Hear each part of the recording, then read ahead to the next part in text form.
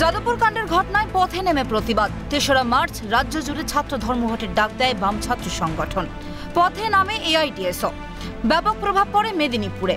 একদিকে এসএফআই ও টিএমসিপির সংঘর্ষের জেরে উত্তপ্ত হয়ে ওঠে মেদিনীপুর কলেজ চত্বর। ঘটনাস্থলে পৌঁছে পরিস্থিতি সামাল দেয় পুলিশ। আটক করা হয় এক বামপন্থী ছাত্রকে।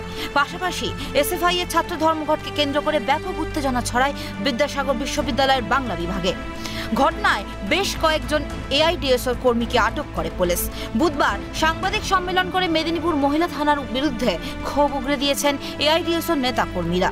পুলিশি হেফাজতে এআইডিএসও কর্মী সমর্থকদের ওপর নারকীয় অত্যাচারের পাশাপাশি জাতপাত তুলে অপমান করা হয় বলে ওঠে অভিযোগ। যে ঘটনা মেদিনীপুর শহরের বুকে কোতোয়ালি থানায় ছাত্রী কমরেডদের, আমার সংগ্রামী ছাত্রী বন্ধুদের ওপর যে নারকীয় অত্যাচার নামিয়ে নিয়ে এসছে, সেই ঘটনায় শুধু তীব্র নিন্দা করলেই বলবো ছোট কথা। এই ঘটনা এই পশ্চিমবঙ্গে স্বাধীন ভারতবর্ষে তো নয়, পরাধীন ভারতবর্ষে এই ঘটনা ঘটেছে কিনা আমার জানা নেই। ওই থানার যিনি ওসি, উনি হচ্ছে বাকি যে পুলিশরা ছিল তাদেরকে দুজনকে বললেন যে এর পায়ের উপরে, যে মেলা পায়ের উপরে তোমরা দাঁড়াও, তারপরে আমি যাতে যখন মারবো তাকে বেত দিয়ে আঘাত করব, যাতে পাটা না সরিয়ে নিতে পারে, সেই জন্য তাদেরকে দাঁড়াতে বলেছে। আমার পায়ের উপরে দাঁড়িয়েছিল এবং ওসি সেখানে সেই লাঠি দিয়ে পরপর আমাকে বেত মারতে থাকে। আমি যে একটা ট্রাইবাল এতে বিলং করি, ফলে আমাকে সেই জাতের নাম করে আমাকে অপমান করা হয়। আমাকে ডেকে আমাকে নাম ঠিকানা লিখতে বলে, দিয়ে তারপর আমার মুখে লাথি মারা হয়। আমার মুখ দিয়ে যখন রক্ত বেরোচ্ছে তখন আমার মুখে জল ঢেলে দেওয়া হয়, দিয়ে বলছে জলটা ফেলবে না, খেয়ে নাও। তারপর বিকেলে আমাদেরকে জোর করে স্নান করানো হয়, যাতে এই মোমবাতির যে ছ্যাঁকা দেওয়া দাগ এইসব যাতে না থাকে।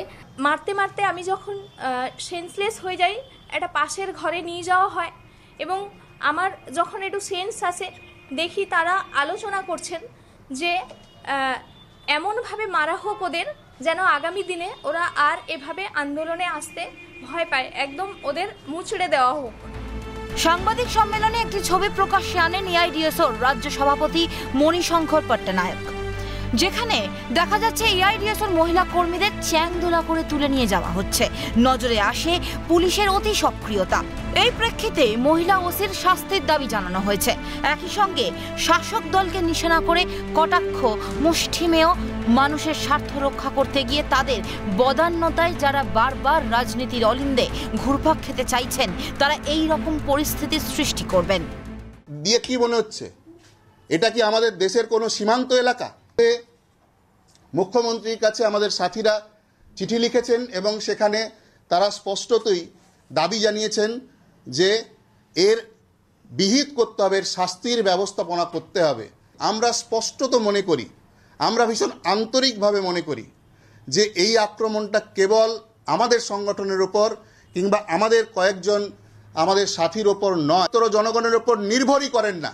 মুষ্টিমেয় মানুষের স্বার্থ রক্ষা করতে গিয়ে তাদের বদান্যতায় যারা বারবার এই ক্ষমতার রাজনীতির অলিন্দে ঘুরপাক খেতে চাইছেন, তারা এরকম পরিস্থিতির সৃষ্টি করবেন। যে আমার মা গৃহবধূ, তার যে কর্মক্ষেত্র, ঘর বাড়ি, এই বাড়িতে পর্যন্ত আক্রমণ নামিয়ে আনবে, এই একটা শাসকের রাজনীতি।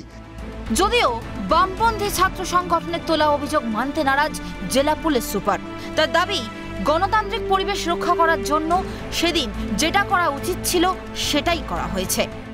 এর সঙ্গে আপনারা যেটা বলছেন যে সেদিন থানাতে এবং যে অভিযোগ করেছে যে পুলিশের তরফ থেকে তাদের অত্যাচার করা হয়েছে, আমি বলবো যে এরকম ঘটনার কোনো অবকাশই নেই। এর কারণ সেখানে সাফিসিয়েন্ট সিনিয়র অফিসার ওখানে উপস্থিত ছিল। আমাদের মহিলা পুলিশের মহিলা থানাতেই সেই মহিলা যারা স্টুডেন্টস পড়ুয়া ছিল তাদেরকে রাখা হয়েছিল। ইভেন আমি বলতে চাই তাদেরকে ওখানে রাত্রেবেলা, যেহেতু অনেক রাত্রে ওদেরকে আমরা ওদের ফ্যামিলি বা লয়ারের হাতে ছেড়েছিলাম, তো ওদের যে ইভেন খাওয়া দাওয়ার ব্যবস্থাটা আমরা করেছিলাম। জেলার যে জেনারেল সেক্রেটারি আছে তিনি বলছেন এই একটা ভালো ইস্যু পেয়েছি, পুলিশকে চেপে ধর, আইসির নামে অভিযোগ কর, হাইকোর্টে নিয়ে যা, পুলিশকে হ্যারাস কর। গণতান্ত্রিক পরিবেশ রক্ষা করার জন্য আমরা সেদিন যেটা করার আমরা করেছি।